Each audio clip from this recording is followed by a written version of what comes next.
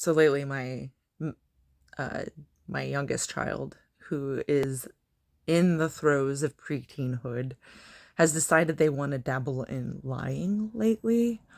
And so the way that we work with lying is that when they make the choice to lie, because it is a choice, that I address it.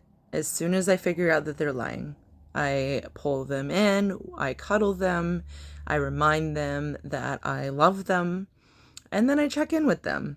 What is lying helping you with? What is it that you're hoping you'll get? So sometimes they like to take their phone to bed. And so the natural consequence of them taking their phone to bed is they still have to get it for school the next day, regardless of the fact that they decided to stay up until 11 p.m.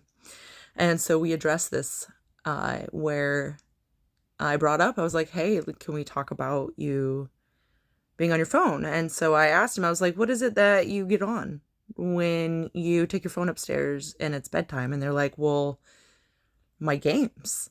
And I was like, oh, the games that we talked about were addictive.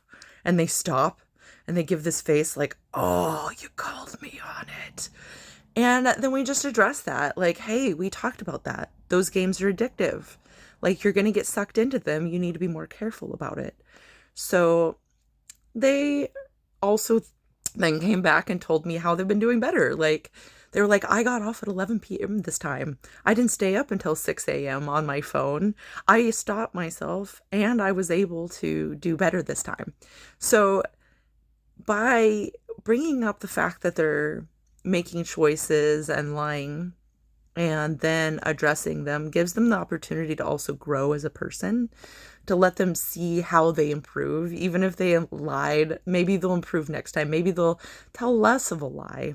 But every time that we address it, it then makes it so that we can work together as a team, because that's what we are.